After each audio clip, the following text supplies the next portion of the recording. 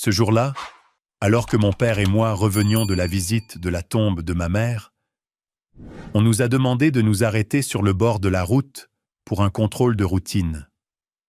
L'agent de police s'est occupé de mon père comme d'habitude, mais ses yeux ont brièvement vacillé lorsqu'il a regardé les documents. Puis, de manière inattendue, un jeune officier m'a écarté de la foule de véhicules, sa voix baissant. Écoutez attentivement. Méfiez-vous toujours des dangers qui vous entourent, surtout de ceux qui vous sont les plus proches. Méfiez-vous de la personne même qui, selon vous, vous protégera. J'étais stupéfait, mon cœur battant. Pourquoi dirait-il cela? Faisait-il référence à mon père? Ce qui s'est passé ensuite m'a entraîné dans une vérité horrible, quelque chose que je n'avais jamais osé imaginer en 34 ans de vie. Mon nom est Owen Stanton, 34 ans, un entrepreneur autodidacte de Houston, Texas. Je suis le propriétaire de Prime Fit, une chaîne de salles de sport et de centres de remise en forme, une marque que j'ai construite avec sueur, larmes et d'innombrables nuits blanches. D'un jeune homme aux grands rêves et aux poches vides, j'ai fait de Prime Fit un symbole de force et de détermination dans cette ville. Chaque salle de sport est un morceau de moi. Des miroirs brillants et des poids lourds à chaque goutte de sueur sur les parquets. Mais si vous me demandez de quoi je suis le plus fier, je ne parlerai pas d'argent ou de gloire. Je vous parlerai de mon parcours. Un parcours sans personne pour me guider. Juste moi. Mes chutes et ma détermination à me relever.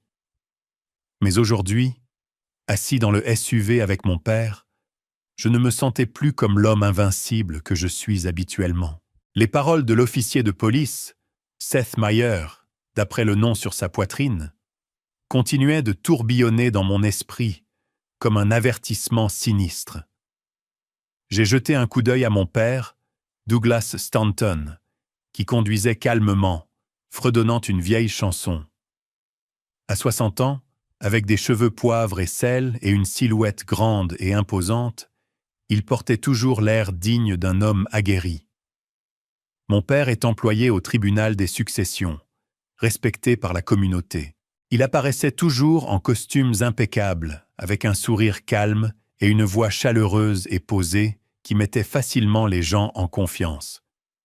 À Houston, on l'appelle Monsieur Stanton, un père modèle, un citoyen exemplaire, le genre d'homme que n'importe qui voudrait dans sa famille. Mais je sais que mon père n'est pas parfait. Il avait des moments de colère, des accès soudains quand j'étais jeune, surtout quand ma mère était encore en vie. Ma mère, la femme la plus douce que j'ai jamais connue, était toujours le pont entre mon père et moi. Elle est décédée il y a 5 ans, emportée par un accident vasculaire cérébral soudain. Depuis, il n'y a que mon père et moi, mais il y a toujours eu un fossé entre nous que ni l'un ni l'autre n'osait aborder. J'aime mon père. Je le respecte, mais parfois j'ai l'impression que quelque chose ne va pas. Une intuition vague, comme s'il cachait un secret. J'ai grandi dans une famille qui, de l'extérieur, semblait parfaite. Mon père était le pilier, ma mère la gardienne du foyer, et j'étais le fils obéissant qui étudiait bien et qui s'est ensuite élevé tout seul. Mais quand ma mère est décédée, les choses ont commencé à changer. J'ai remarqué que mon père devenait plus obsédé par l'argent, surtout à mesure que Prime Fit commençait à grandir. Il me demandait souvent des nouvelles de l'entreprise, des revenus, des actions, avec une curiosité que je n'avais jamais vue auparavant. Je pensais que c'était juste sa façon de montrer son inquiétude. Ou peut-être qu'il craignait que je trébuche dans le monde impitoyable des affaires. Mais après l'avertissement de l'agent aujourd'hui, je ne suis plus sûr. Je me souviens encore vivement du jour où ma mère est décédée. J'étais dans l'une de mes salles de sport, juste en train de signer le bail d'un nouvel emplacement, quand mon père m'a appelé. Sa voix tremblait. Un événement rare pour un homme qui semblait toujours avoir le contrôle. « Ta mère ?» Elle n'a pas survécu, Owen. Je me suis précipité à l'hôpital, mais il était trop tard. Elle gisait là, froide, son visage paisible comme si elle dormait. Mon père m'a serré dans ses bras en pleurant comme un enfant. C'était la première fois que je le voyais si vulnérable. Après les funérailles, il est devenu plus silencieux, mais a aussi commencé à s'immiscer davantage dans ma vie. Il m'a dit d'investir prudemment pour qu'il gère une partie de mes actifs afin d'éviter les risques. J'ai accepté, non pas parce que je suspectais quelque chose, mais parce que je lui faisais confiance. C'est mon père, l'homme qui m'a élevé, celui que j'ai toujours cru qu'il me protégerait jusqu'à la fin. Mais maintenant, alors que la voiture roulait vers la maison, les mots de l'officier Seth Mayer traversaient le brouillard dans mon esprit comme un couteau. J'ai regardé mon père, qui fredonnait toujours sa chanson, ses doigts tapotant le volant. « Papa, aujourd'hui au cimetière, as-tu remarqué quelque chose d'étrange ?» ai-je demandé, essayant de garder ma voix stable. Il s'est tourné vers moi, haussant un sourcil, un léger sourire traversant son visage. « Étrange ? Qu'est-ce qui est étrange, Owen ? Tu es toujours si suspicieux. » Il a ri légèrement, mais j'ai remarqué que ses yeux ne me rencontraient pas tout à fait. Ils ont détourné le regard comme s'ils cachaient quelque chose. Je n'ai pas répondu. J'ai juste hoché la tête et me suis tourné pour regarder par la fenêtre. Houston passait à l'extérieur, les immeubles imposants, les rues animées et le soleil éclatant du Texas. Cette ville m'avait vu grandir d'un garçon rêveur à un homme prospère. Mais maintenant, j'avais l'impression d'être à la croisée des chemins où tout ce en quoi j'avais jamais cru commençait à s'effondrer. J'ai fermé les yeux en essayant de secouer l'avertissement de l'officier Seth Mayer, mais cela s'accrochait à moi comme une ombre. Méfiez-vous de la personne même qui, selon vous, vous protégera. Ces mots étaient comme une pierre jetée dans un lac calme, remuant des remous de doute que j'avais essayé d'enterrer profondément.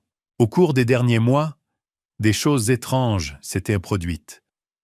Des signaux étranges que j'avais autrefois considérés comme de simples coïncidences, mais qui, une fois rassemblés, commençaient à peindre un tableau troublant. Tout a commencé il y a environ 6 mois, un après-midi chargé au bureau principal de PrimeFit. J'étais en train d'examiner les rapports de revenus quand mon téléphone a sonné. Une voix polie se présentant comme étant du cabinet d'investissement Horizon Capital m'a contacté. « Bonjour, Monsieur Stanton. Je suis Michael Reed. Nous avons entendu dire que vous envisagiez de vendre une partie des actions de PrimeFit. Nous sommes très intéressés et aimerions en discuter davantage. Quand seriez-vous disponible pour une réunion ?» Je me suis figé, le stylo toujours en main, mon esprit en désarroi. Vendre des actions.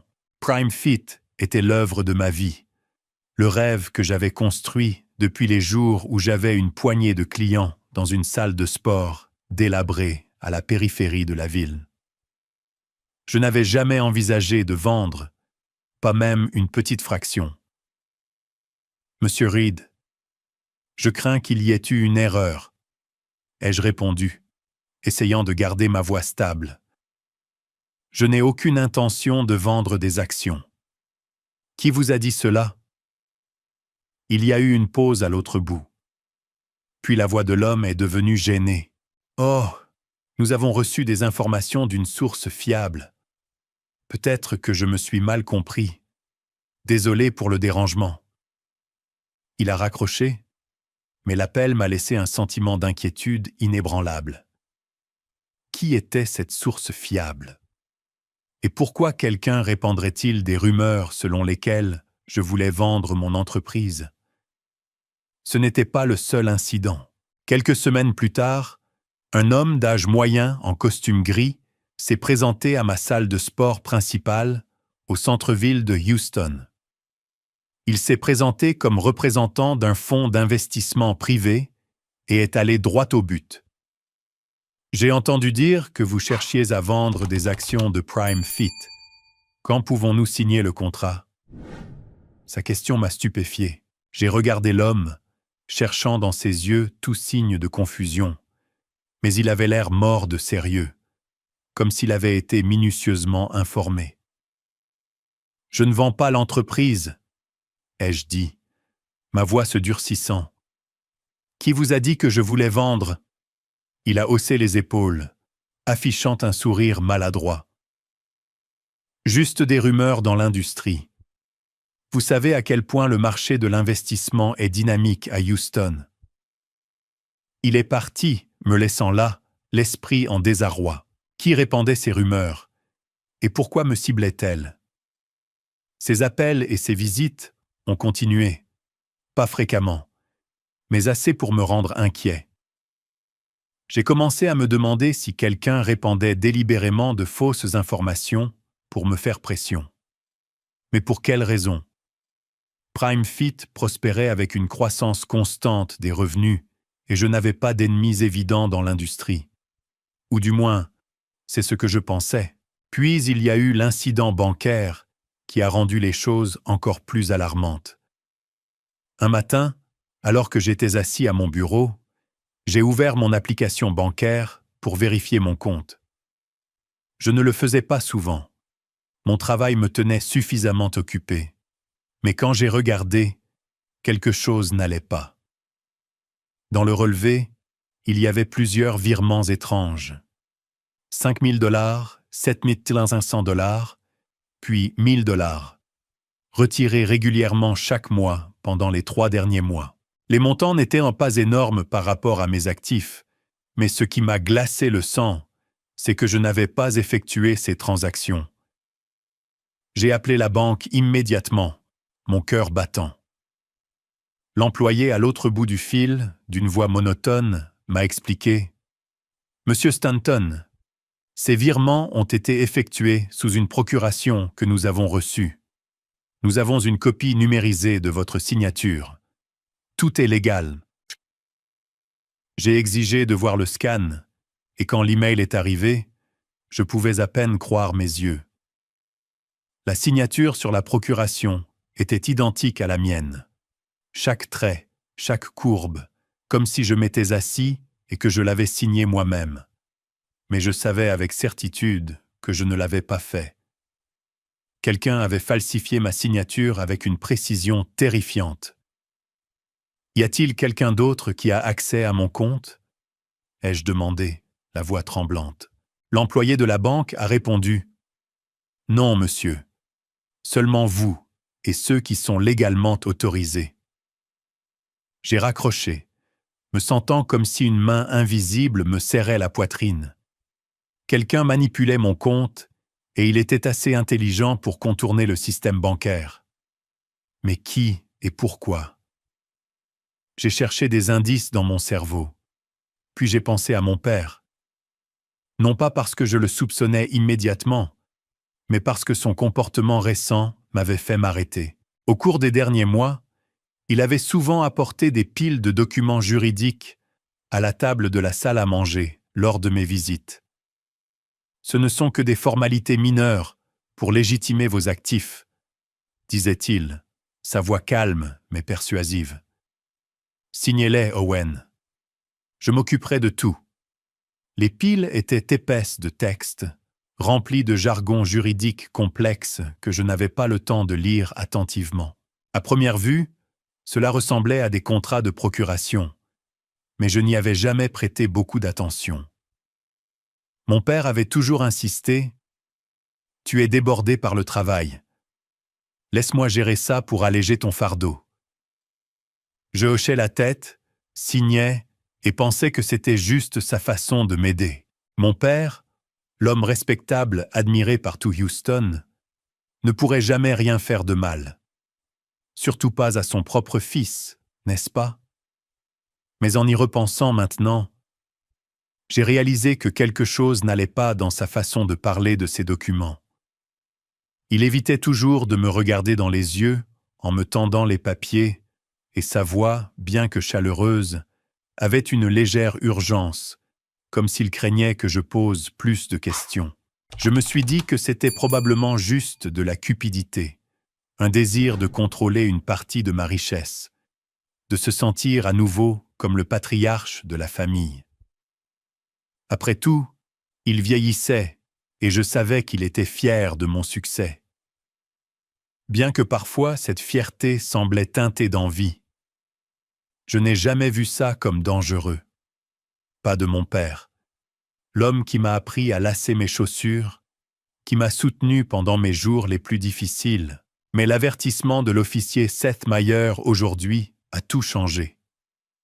J'ai commencé à rassembler les fragments, les appels étranges, les rumeurs sur la vente d'actions, les transactions bancaires mystérieuses et les piles de documents que mon père m'avait apportés. Étaient-elles toutes liées? Quelqu'un me ciblait-il délibérément? Ciblait PrimeFit? Ciblait tout ce dans quoi j'avais investi ma sueur? Et si les paroles de l'officier étaient vraies, la personne la plus proche de moi pourrait-elle être mon père? J'ai secoué la tête, essayant de dissiper cette pensée. Non, ce ne peut pas être. Mon père était la seule famille qui me restait, celui qui m'a soutenu quand ma mère est décédée. Mais alors je me suis souvenu de son regard fuyant, de la façon dont il insistait pour que je signe des documents que je n'avais pas lus attentivement. Un frisson m'a parcouru la colonne vertébrale. Je ne voulais pas y croire. Mais je ne pouvais m'empêcher de me demander, y avait-il quelque chose que j'ignorais sur mon père? L'homme que j'avais respecté pendant 34 ans cachait-il un secret? Je me suis levé et je suis sorti sur le balcon de mon appartement, regardant les lumières scintillantes de Houston. J'avais bâti un empire à partir de rien, mais maintenant j'avais l'impression d'être un animal piégé, ignorant où se cachait le prédateur. Je savais que je devais agir pour découvrir la vérité. Mais j'avais aussi peur. Peur que la vérité ne détruise tout ce en quoi j'avais jamais cru. La brise nocturne de Houston a balayé, emportant la chaleur caractéristique du Texas, mais elle n'a rien fait pour calmer la tempête qui faisait rage en moi. Je me suis appuyé contre la balustrade du balcon, mes mains serrées si fort que mes jointures sont devenues blanches. Les paroles de l'officier Seth Meyer résonnaient dans mon esprit, aussi aiguës qu'une lame. Méfiez-vous de la personne même qui, selon vous, vous protégera. Pourquoi avait-il dit cela? Et pourquoi, en me regardant, ses yeux étaient-ils si prudents, comme s'il savait quelque chose que je ne savais pas? J'ai fermé les yeux, essayant de rejouer les événements de cet après-midi. Le voyage pour visiter la tombe de ma mère, le moment où tout a commencé à dériver. Comme nous le faisions chaque année, mon père et moi nous sommes rendus au cimetière où repose ma mère. C'était une journée morose, le ciel gris pesant lourdement sur mon âme. J'ai apporté un bouquet de marguerites blanches, sa fleur préférée, et je me suis tenu silencieusement devant sa pierre tombale, gravée de son nom. Margaret Stanton, une mère douce, une épouse dévouée. Mon père se tenait à mes côtés, silencieux, les mains dans les poches de sa veste de costume, son visage aussi pensif que jamais. Je pensais qu'il lui manquait aussi. Mais maintenant, en y repensant, j'ai réalisé qu'il disait très peu.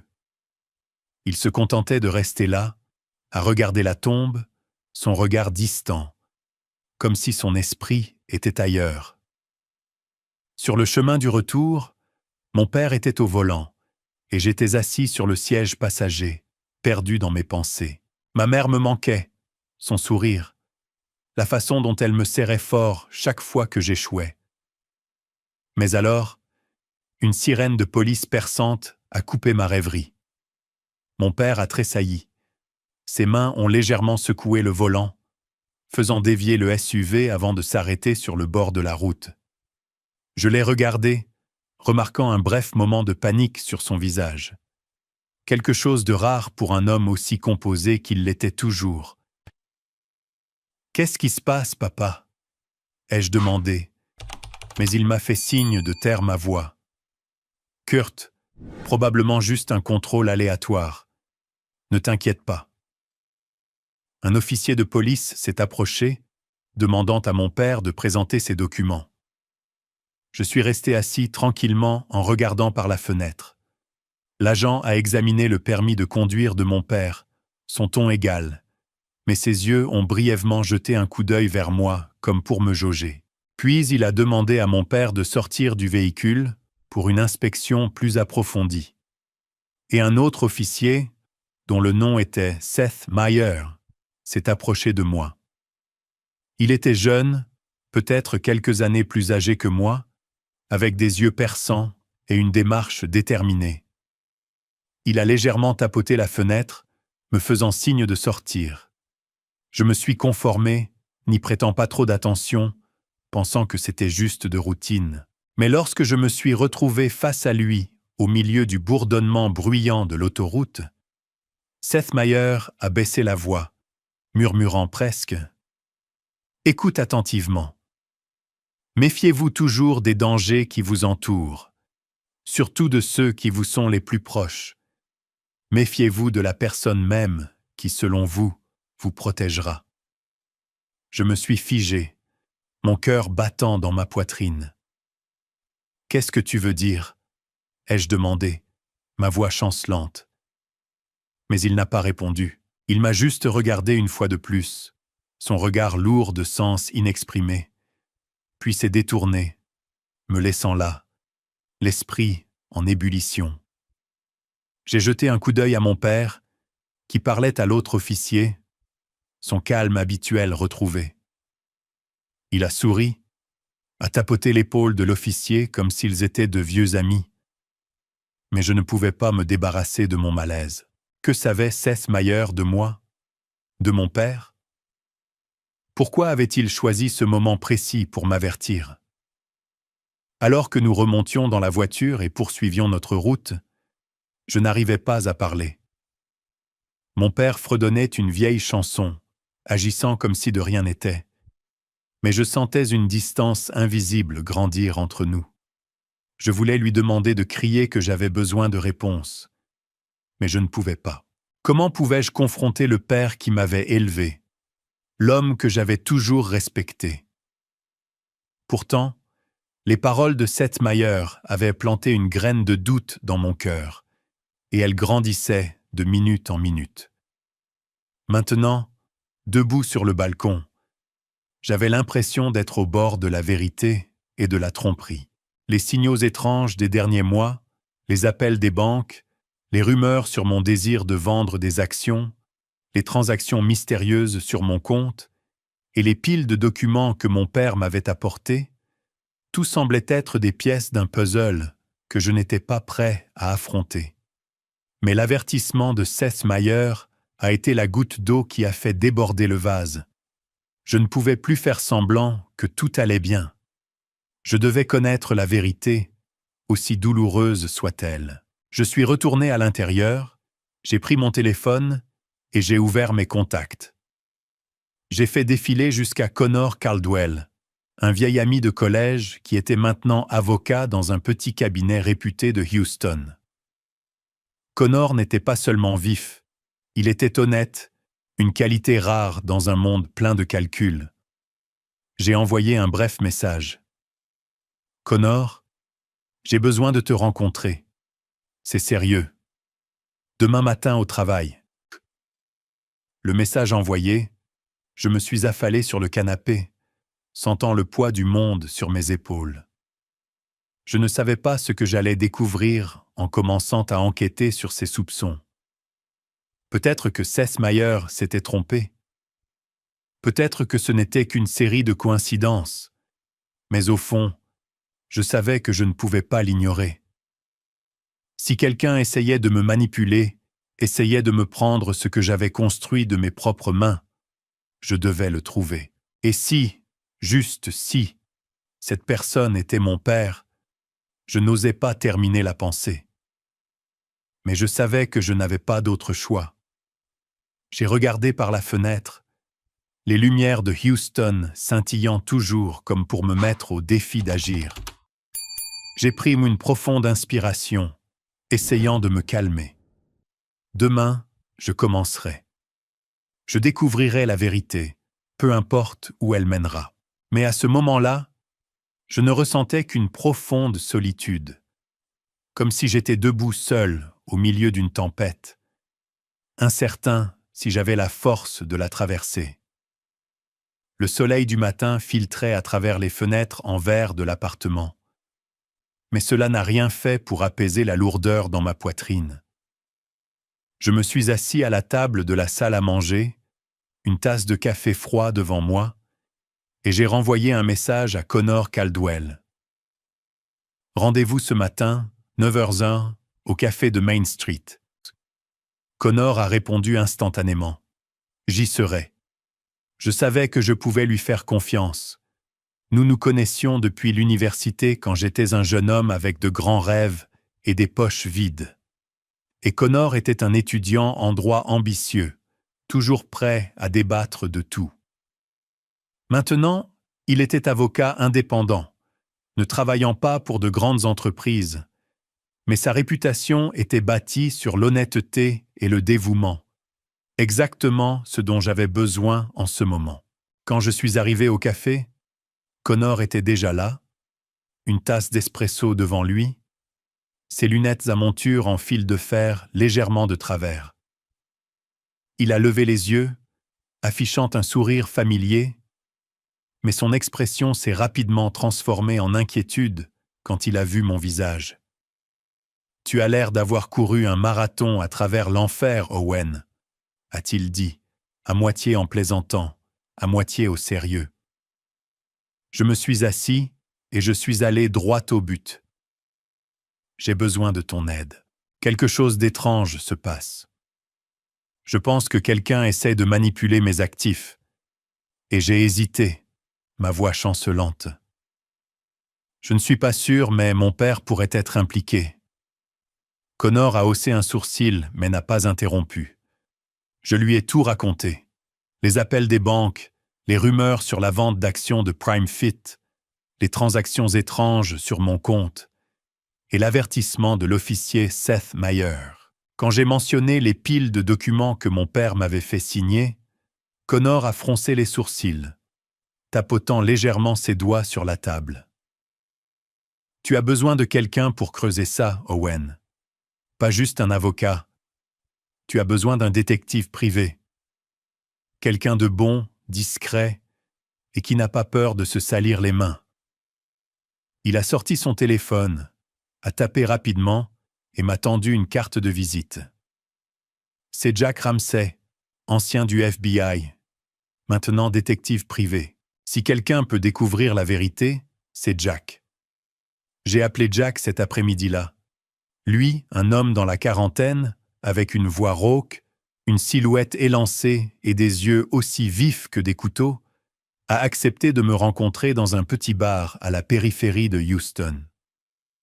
Alors que je racontais mon histoire, Jack s'est assis tranquillement, écoutant, prenant occasionnellement des notes dans un carnet en cuir usé.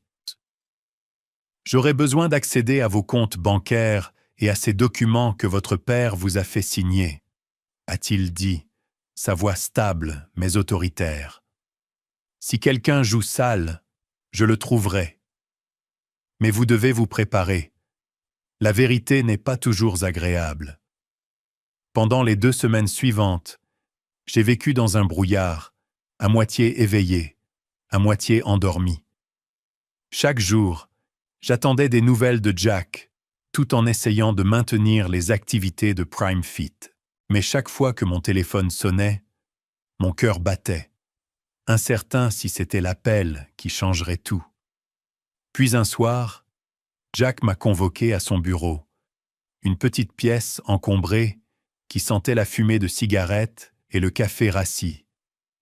Il a posé une pile de documents sur le bureau, son expression grave.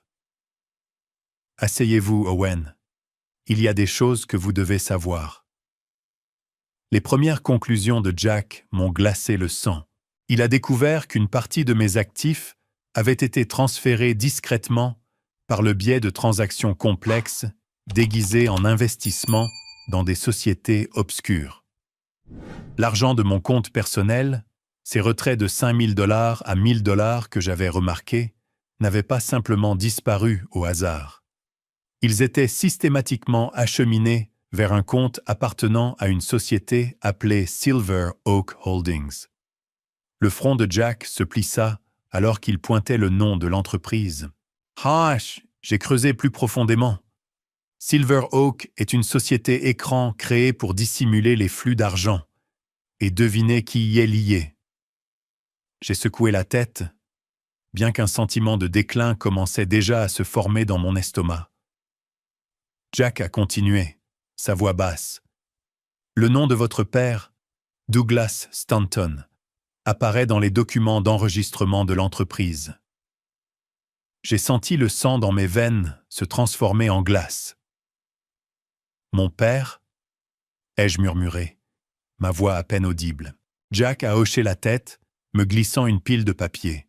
« Ce n'est pas tout. J'ai trouvé quelque chose d'encore plus troublant. Un rapport médical déposé auprès du tribunal il y a quelques mois affirme que vous présentez des signes d'instabilité mentale. Ce document a été utilisé pour demander au tribunal d'envisager de nommer un tuteur légal pour vos actifs. Et devinez qui est nommé comme tuteur. Douglas. » Encore une fois, j'ai serré les poings, mes ongles s'enfonçant dans mes paumes. Un faux rapport médical. Instabilité mentale.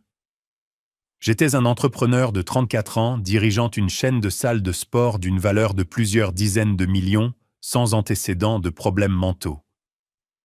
Pourtant, quelqu'un, et tous les signes pointaient maintenant vers mon père, avait fabriqué une histoire pour me priver du contrôle de mes actifs. J'ai regardé Jack, luttant pour garder ma voix stable. « Y a-t-il autre chose ?» Jack a tourné une autre page des documents. « Les formulaires de procuration avec votre signature. J'en ai fait analyser quelques-uns. Les signatures sont falsifiées, très sophistiquées. Mais un expert en calligraphie a confirmé qu'elles ne sont pas les vôtres. » Il a fait une pause, me regardant dans les yeux. « Owen, quelqu'un essaie de vous manipuler et tous les signes pointent vers votre père. » Je me suis assis là, sentant le monde s'écrouler sous moi. Mon père, l'homme qui m'avait appris à lancer un ballon de basket, qui m'avait soutenu à l'enterrement de ma mère. Pourrait-il être derrière tout cela? Je ne voulais pas y croire. Tout n'était encore que des pièces, ce que Jack appelait des preuves circonstancielles. Il n'y avait aucune preuve directe impliquant mon père. Aucune lettre ou enregistrement le désignant clairement comme le coupable. Mais les pièces s'assemblaient trop parfaitement, trop neatly pour être de simples coïncidences. J'ai décidé de creuser plus profondément moi-même. J'ai demandé à la banque de m'envoyer des relevés détaillés de toutes les transactions de l'année écoulée. Quand ils sont arrivés, j'ai passé une nuit entière à examiner chaque ligne, chaque chiffre. Et là, c'était des fonds de mon compte transférés à Silver Oak Holdings, la société que Jack avait dit être liée à mon père. J'ai rappelé la banque pour demander plus de détails sur les documents de procuration.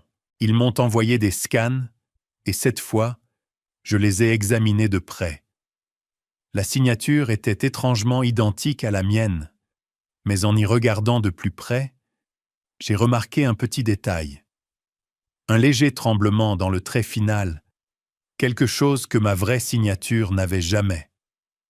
J'ai envoyé les scans à un autre expert en calligraphie, et le résultat l'a confirmé. Falsifié. Je me suis assis silencieusement dans mon appartement, les lumières de Houston scintillant toujours dehors. Mais elles ne m'inspiraient plus. Elles ressemblaient à des yeux qui me regardaient, attendant mon prochain mouvement. J'ai pensé à mon père, à son regard fuyant, à la façon dont il insistait toujours pour que je le laisse tout gérer. J'ai pensé à ma mère, à ses derniers jours, Et je me suis demandé s'il y avait quelque chose que j'avais manqué, quelque chose qui pourrait expliquer tout cela. Mais surtout, j'ai pensé à l'avertissement de Seth Meyer. Que savait-il? Et pourquoi m'avait-il choisi pour m'avertir? Je savais que je ne pouvais pas m'arrêter.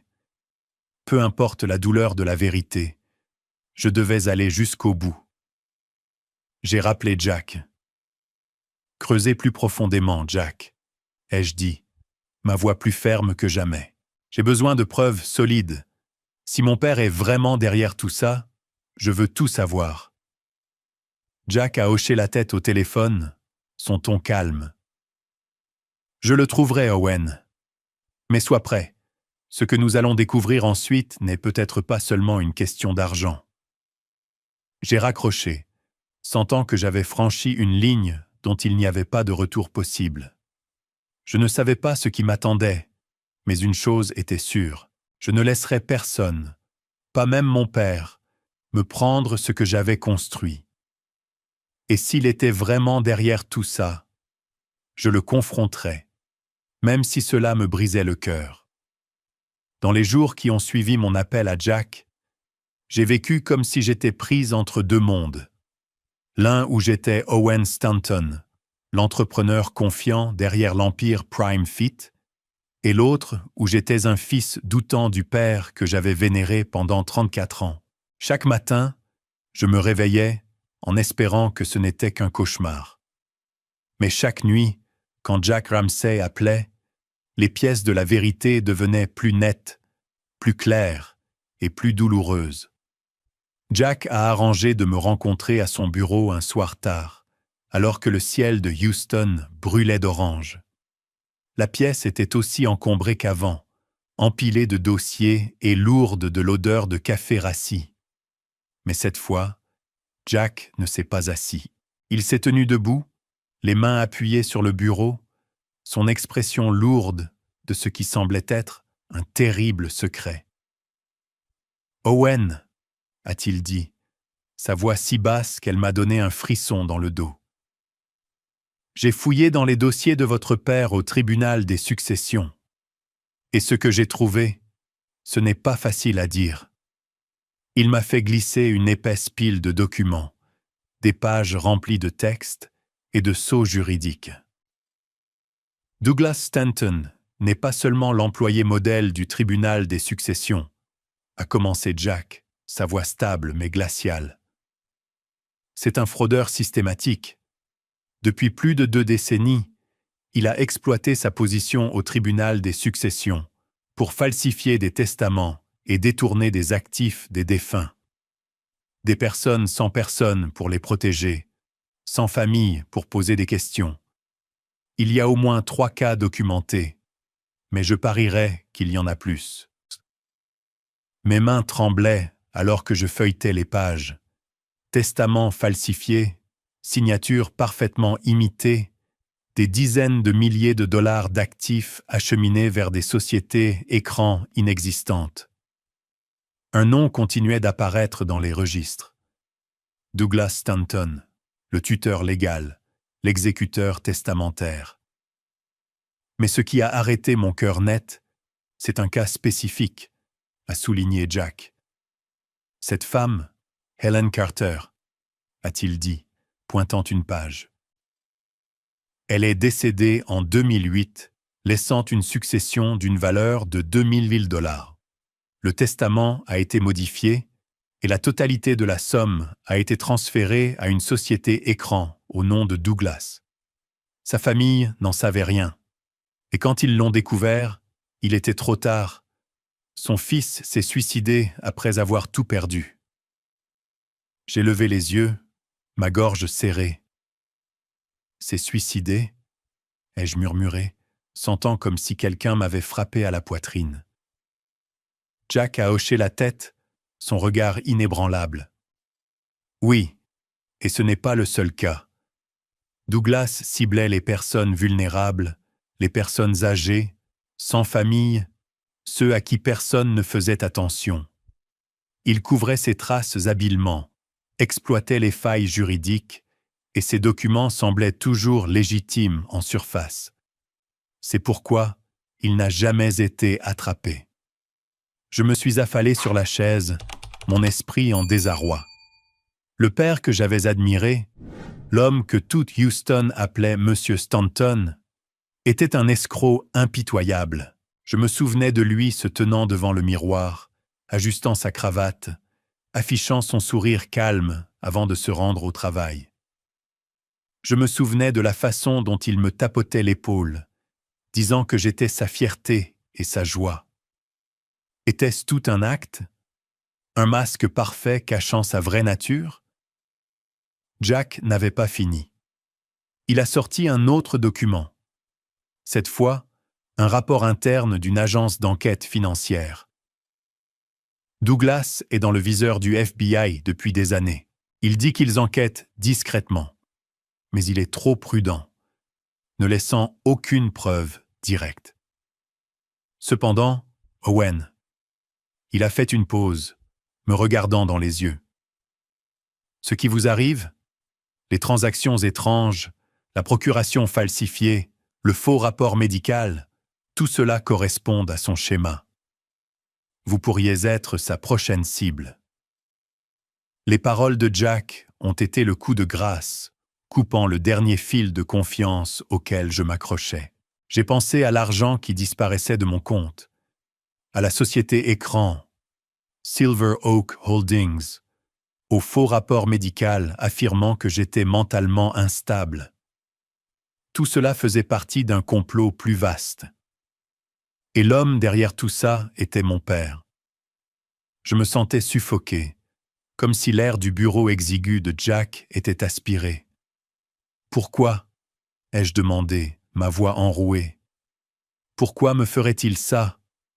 Je suis son fils. » Jack a haussé les épaules, mais ses yeux étaient pleins d'empathie. Certaines personnes sont aveuglées par l'argent, Owen. Peut-être qu'il vous considérait comme la cible la plus facile, quelqu'un qui ne le soupçonnerait jamais. Mais je vais vous aider à trouver la vérité. La question est, jusqu'où êtes-vous prêt à aller? Je n'ai pas répondu immédiatement. Au lieu de cela, j'ai demandé à Jack d'organiser des rencontres avec des personnes qui pourraient éclaircir cela. Il a organisé une visite avec la famille d'une ancienne victime, les Thompson, qui avaient perdu une part importante de leur héritage à cause d'un testament falsifié géré par mon père. Quand je suis entré dans leur modeste maison à la périphérie de Houston, j'ai rencontré Ellen Thompson, une femme dans la soixantaine, les yeux rouges alors qu'elle racontait son histoire. « Votre père nous a détruits », a-t-elle dit, la voix tremblante. « Ma mère a laissé de l'argent pour que mes enfants et moi ayons une vie meilleure, mais il a tout pris. Nous n'avions aucune preuve. Personne ne nous croyait. Il était trop malin. » Je me suis assis là, écoutant, sentant comme si mon cœur se broyait. Je me suis excusé, sachant que mes mots ne pourraient jamais compenser leur perte. Ensuite, Jack m'a emmené rencontrer Henry Walsh, un notaire retraité qui avait travaillé avec mon père. Vivant avec le regret, Walsh a admis avoir certifié des documents pour Douglas sans vérifications approfondies, se fiant à sa réputation. « Je ne savais pas ce qu'il faisait, » a dit Walsh, sa voix lourde de remords. « Mais quand j'ai réalisé, j'ai eu trop peur pour parler. Si vous avez besoin de moi comme témoin, je le ferai. Je le dois aux personnes qu'il a blessées. » Je suis rentré à mon appartement tard ce soir-là, mon esprit rempli de pièces que je ne pouvais plus nier. Mon père avait orchestré un plan parfait, utilisant un faux rapport médical pour que le tribunal me prive du contrôle de mes actifs, transférant les actions de PrimeFit par le biais de la société écran Silver Oak, et influençant même certains membres de mon conseil d'administration, des personnes que j'avais récemment remarquées agir étrangement, évitant les discussions sur l'avenir de l'entreprise.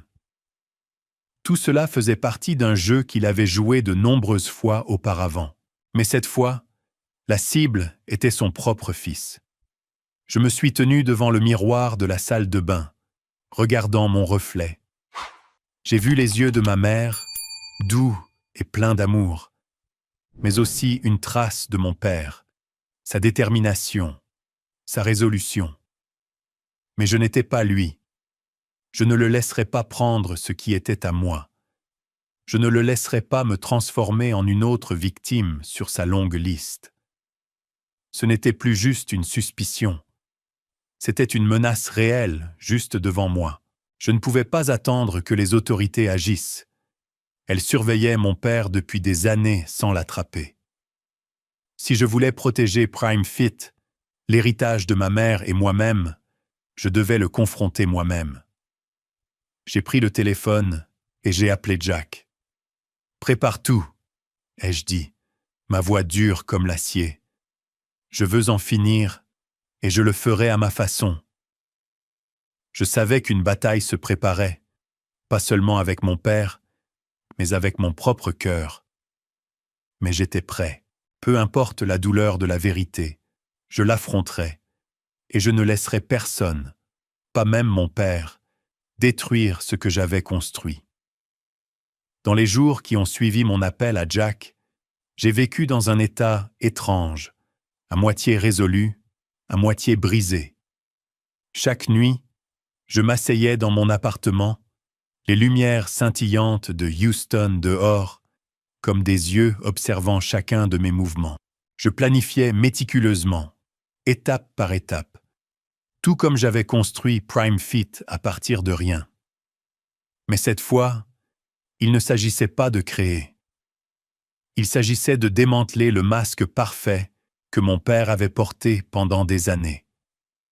L'opportunité s'est présentée lorsque mon père m'a appelé pour m'inviter à sa cérémonie de retraite, un événement somptueux dans un centre de conférence au centre-ville de Houston. Douglas Stanton devait être honoré en tant que citoyen exemplaire, employé dévoué du tribunal des successions, père respectable. J'ai regardé l'invitation, la photo de lui souriant chaleureusement, et j'ai senti mon estomac se tordre. Ce serait sa scène finale, et je serais celui qui tirerait le rideau. J'ai travaillé avec Jack pour rassembler toutes les preuves nécessaires. Dans mon attaché-case en cuir se trouvaient des documents que j'avais examinés des dizaines de fois. Des relevés bancaires montrant des fonds acheminés vers Silver Oak Holdings, la société écran de mon père, des analyses d'experts confirmant les documents de procuration falsifiés portant ma signature, un testament original d'une ancienne victime obtenu par Jack des archives, clairement contrastant avec la fausse version que mon père utilisait pour voler des actifs, et des déclarations sous serment d'Ellen Thompson et Henry Walsh, le notaire repentant prêt à témoigner. Je gardais ces documents près de moi comme un talisman, un rappel que je ne pouvais pas faillir, aussi douloureux soit-il pour mon cœur. Le jour de la cérémonie de retraite est arrivé, une soirée baignée de lumière et de rire. La salle était élégamment décorée, ornée de bannières faisant l'éloge de la carrière de mon père. Douglas Stanton, l'exemplaire de Houston. Anciens collègues, fonctionnaires locaux et connaissances de la communauté se sont rassemblés, levant leurs verres pour porter un toast à l'homme qu'ils croyaient être un parangon d'intégrité. Je me tenais dans un coin de la pièce, serrant un verre de vin, les yeux fixés sur mon père. Il portait un costume gris, ses cheveux poivre et sel soigneusement peignés, son sourire aussi calme que jamais. Quand il m'a vu, ses yeux se sont illuminés et il s'est précipité pour m'embrasser, riant comme si nous ne nous étions pas vus depuis des années. Mais maintenant, je ne le voyais plus avec l'admiration de ma jeunesse. Ce n'était pas le père exemplaire et dévoué que je connaissais autrefois. La fête bourdonnait d'énergie. À mi-chemin, mon père est monté sur scène pour parler. Sa voix chaleureuse résonnant alors qu'il racontait ses années de service au tribunal des successions et sa fierté de me voir grandir. Une colère sourde montait en moi. Chaque mot qu'il prononçait était un couteau, non pas parce que c'était un mensonge, mais parce que c'était si parfaitement, si habilement conçu. Tout au long de ma carrière, a-t-il dit, son regard balayant la foule. J'ai toujours cru que la famille était le fondement. Mon fils Owen en est la preuve. Il a bâti Prime Fit à partir de rien, et je ne pourrais pas être plus fier. La foule a applaudi, certains se tournant pour me sourire. J'ai hoché la tête en retour, mais à l'intérieur, j'ai voulu crier. Fier. S'il était fier, pourquoi avait-il essayé de tout me prendre?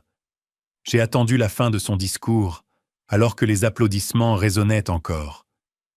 Puis je suis monté sur scène, saisissant le microphone, ma voix calme mais résolue. « Je suis désolé d'interrompre, » ai-je dit, croisant le regard de mon père. Mais il y a une autre histoire sur Douglas Stanton que tout le monde doit connaître. La salle s'est tue, tous les yeux sur moi.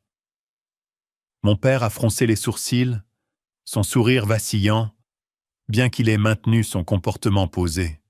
« Owen, qu'est-ce que tu fais ?» a-t-il demandé, sa voix basse mais tranchante. Je n'ai pas répondu. Au lieu de cela, j'ai fait signe au technicien de projeter les relevés bancaires que Jack avait préparés sur le grand écran. Ce sont des transactions de mon compte personnel, ai-je dit, ma voix portant dans la salle. Des dizaines de milliers de dollars transférés régulièrement à une société appelée Silver Oak Holdings. Qui est derrière cette société? Douglas Stanton. La foule a commencé à murmurer, certains jetant des regards interrogateurs à mon père. Il se tenait droit, les mains dans les poches, sa voix toujours calme. « Owen, tu te trompes. C'est juste un malentendu. Je t'expliquerai plus tard. » Mais je ne me suis pas arrêté. J'ai continué à afficher l'analyse calligraphique. Ce sont des documents de procuration que j'aurais soi-disant signés, autorisant le transfert de mes actifs. Mais les experts ont confirmé. Les signatures sont falsifiées. Les murmures sont devenus plus forts, comme une vague commençant à gonfler. J'ai montré le testament original d'Helen Carter, juxtaposé à la version falsifiée que mon père avait utilisée.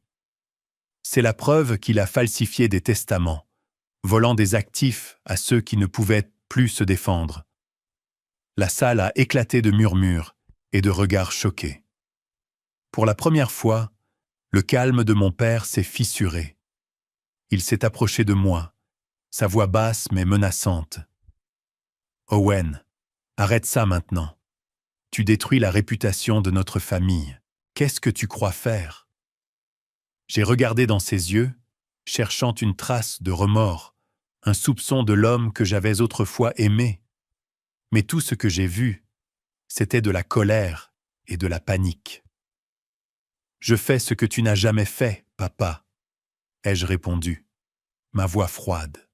« Je dis la vérité. » Il a essayé de reprendre le contrôle, se tournant vers la foule, sa voix tremblante mais jouant toujours la victime. C'est une campagne de diffamation. J'ai consacré ma vie à Houston, et maintenant mon fils, en raison de malentendus, essaie de me ruiner.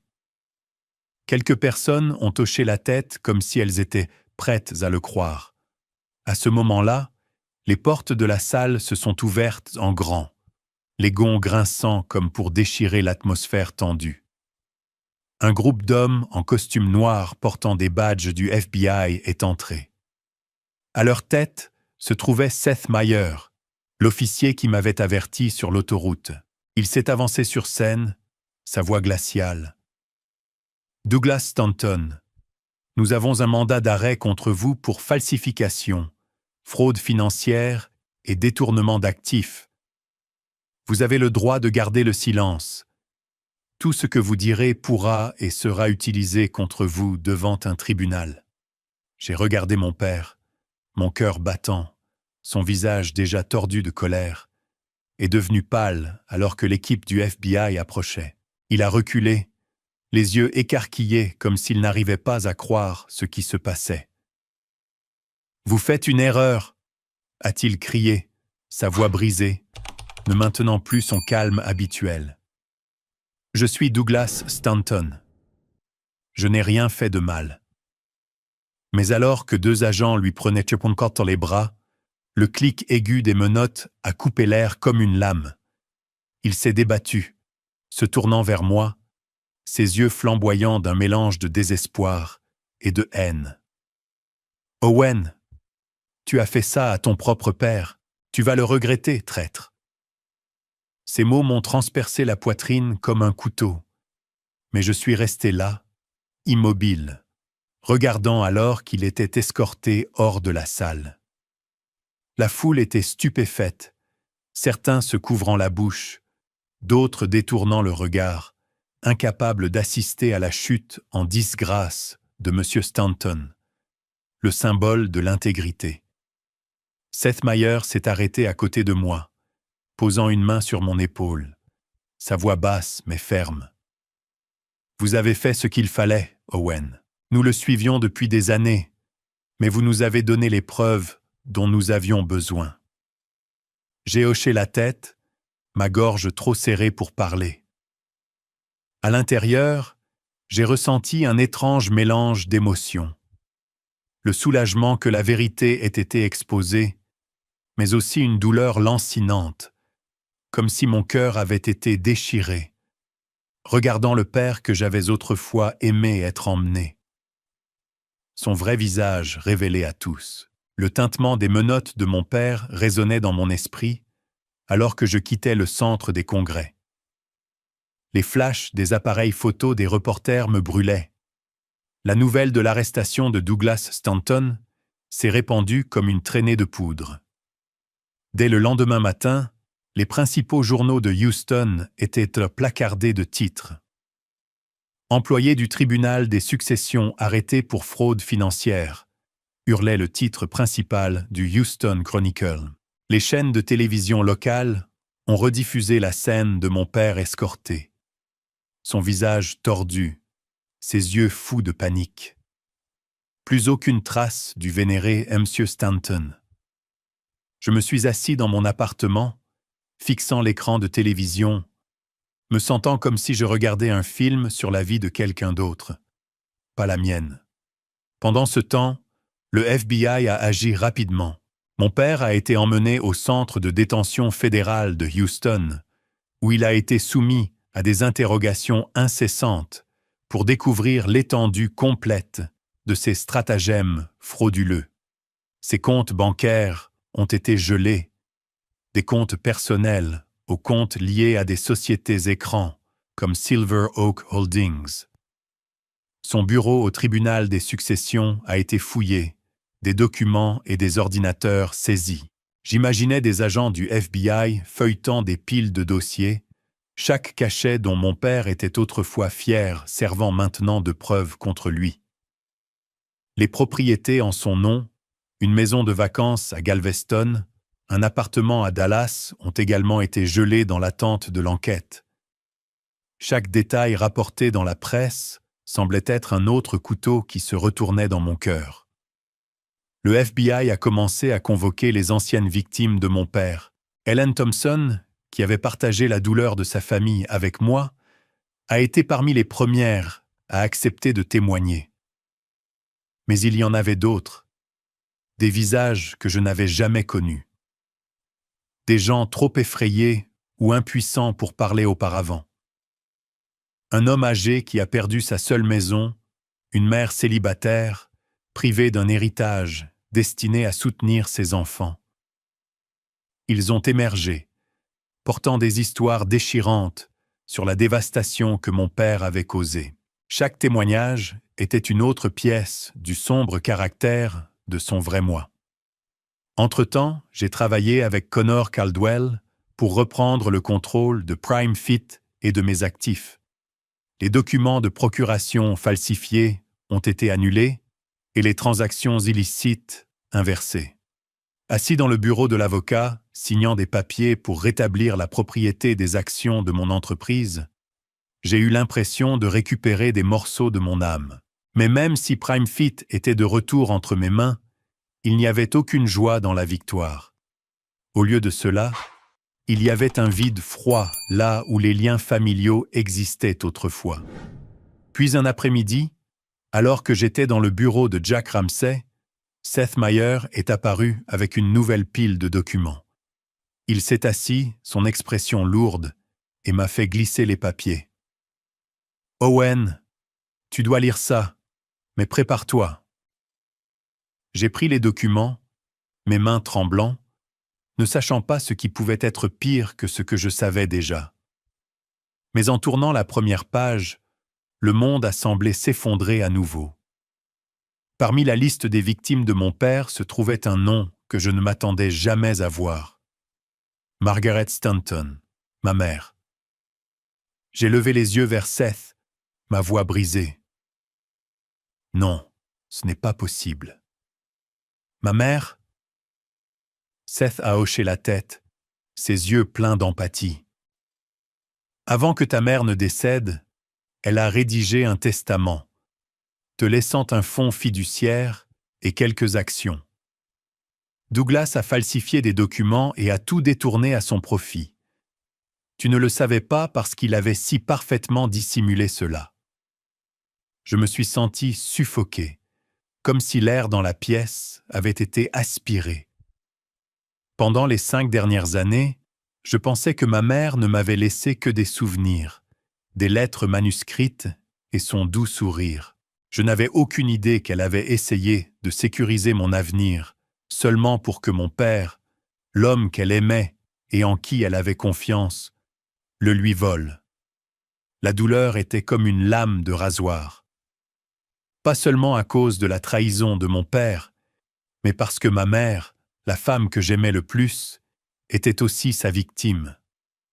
Je me suis assis là, la tête entre les mains, essayant de ne pas crier. Jack m'a posé une main sur l'épaule, sa voix basse. « Je sais que ça fait mal, Owen, mais tu as fait ce qu'il fallait en le dénonçant, pas seulement pour toi, mais pour tous les autres, y compris ta mère. » Des mois plus tard, le procès de Douglas Stanton a eu lieu au palais de justice fédéral de Houston, attirant l'attention nationale. Mon père a fait face à une litanie d'accusations. Fraude électronique, fraude postale, falsification, usurpation d'identité et complot en vue de commettre une fraude. La salle d'audience était bondée de journalistes, d'avocats et de personnes qui le connaissaient autrefois comme le héros de Houston.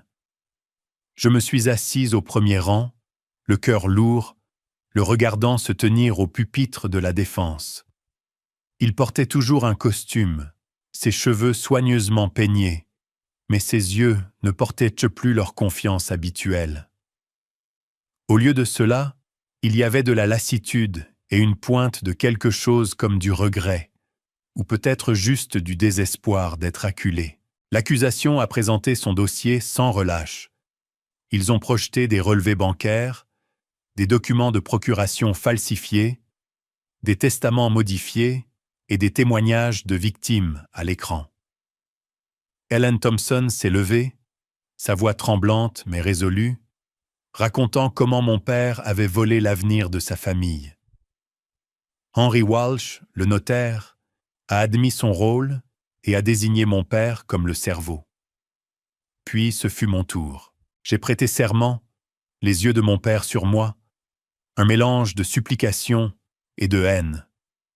J'ai tout raconté, les transactions suspectes, le faux rapport médical et la vérité dévastatrice sur ma mère.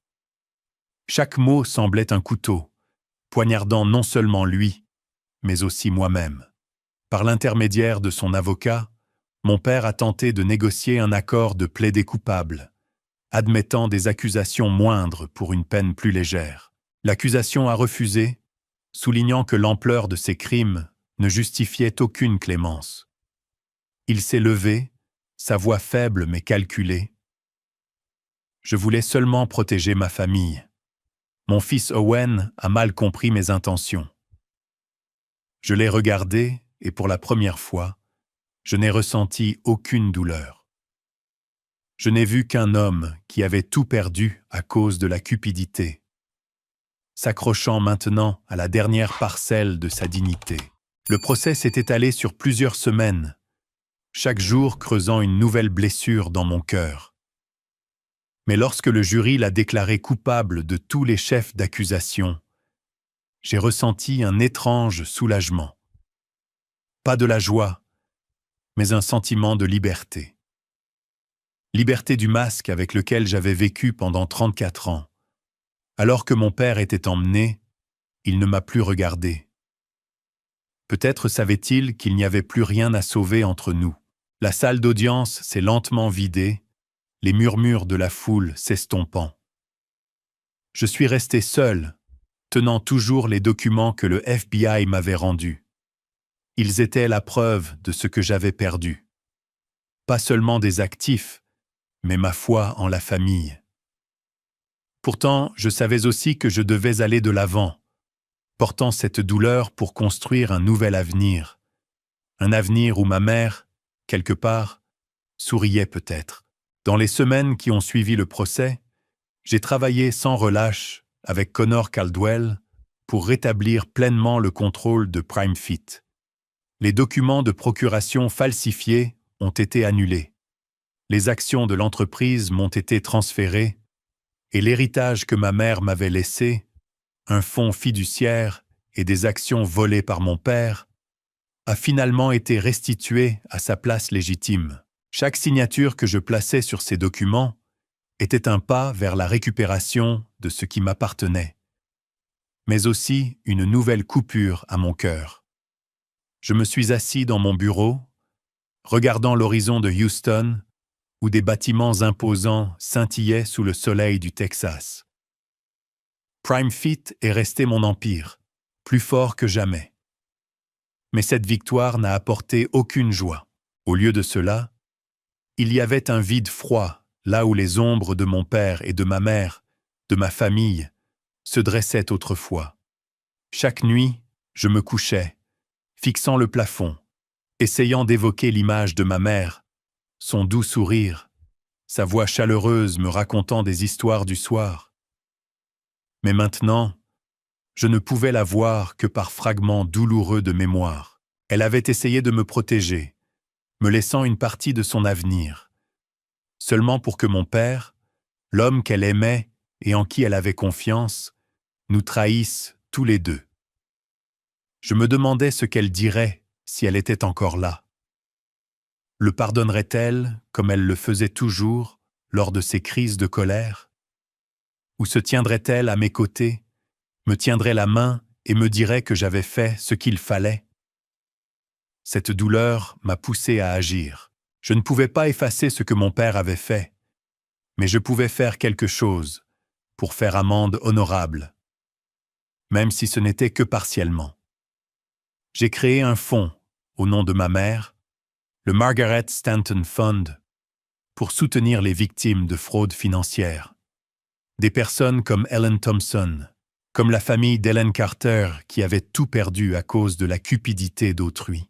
J'ai alloué une partie des bénéfices de PrimeFit à ce fonds, organisé des collectes de fonds et me suis associé à des organisations à but non lucratif pour garantir que ceux qui avaient été blessés aient une chance de reconstruire leur vie.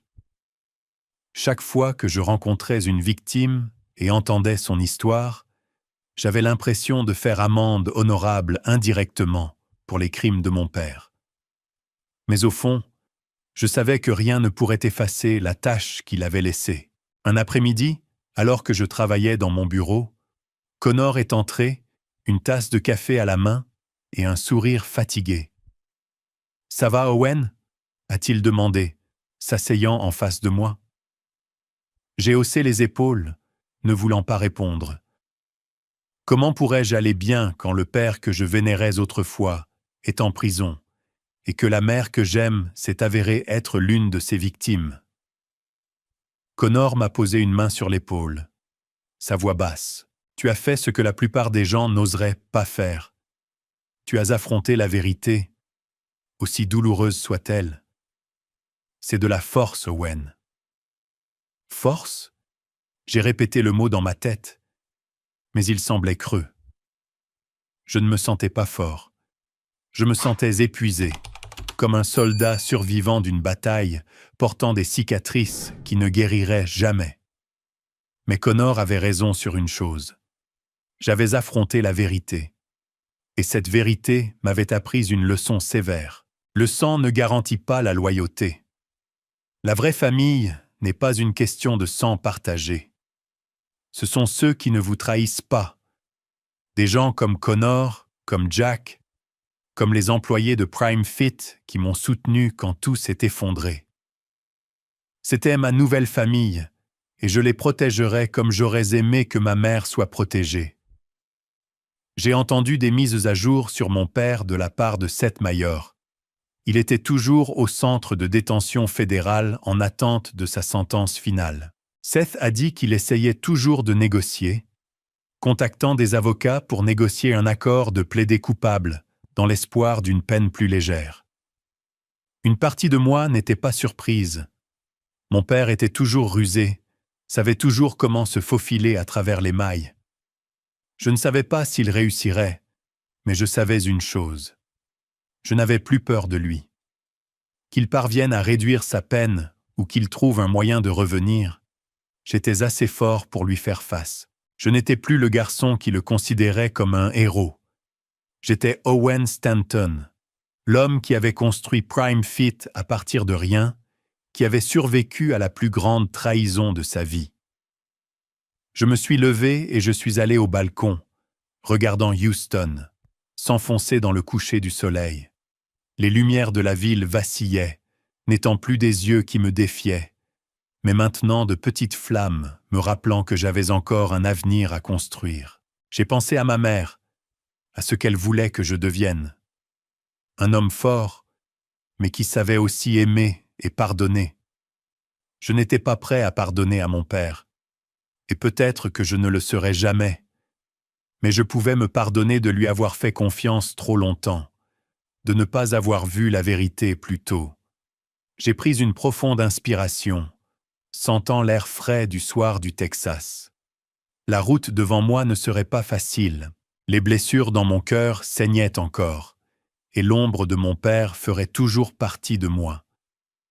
Mais je savais que je continuerais, non pas parce que j'étais fort, mais parce que je devais le faire. Pour ma mère, pour les victimes de mon père, et pour moi-même. J'ai regardé la ville et je me suis murmuré. Le sang ne fait pas tout. La famille, ce sont ceux qui ne vous trahissent pas.